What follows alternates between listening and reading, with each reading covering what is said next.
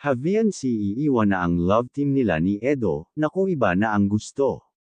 Bago natin alamin, suportahan naman natin ang channel ng mag-amang si Kalingap Rab at Kuya Val Santos Matubang. Nabanggit nga ni VNC mga Kalingap na gusto na nga niyang iwan ang love team nilang dalawa ni Edo. Nako Edo nagulat at wika nito na iiwan muna din ba ako VNC malungkot na tugon ni Edo mga Kalingap. Agad naman binawi ni VNC na dahilan nga ay iba na ang kanyang gusto kundi ang maging totohanan na.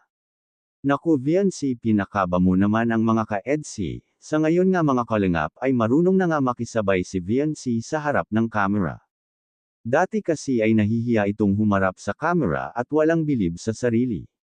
Napakalaking tulong nga ng Kalingap sa kanya na mag-grow siya at tumaas ang kumpiyansa niya sa kanyang sarili.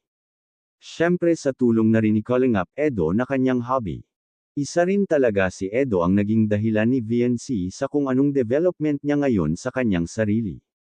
Dahil simula pa lang si Edo na ang tumulong sa kanya upang maging confident sa harap ng camera at matutong makisama sa iba pang Kalingap members.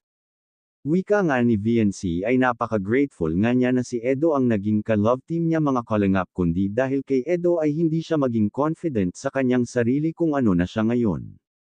Pinapagaan nga ni Edo ang kanyang kalooban at pinapaintindi nito sa kanya na hindi dapat mahiya at pinupuri nga ito ni Edo na kahit hindi pa maayos ang kanyang ngipin noong hindi pa naka-braces ay si Edo lamang ang tanging nakapagsabi sa kanya na maganda pa rin naman ang kanyang mga ngiti.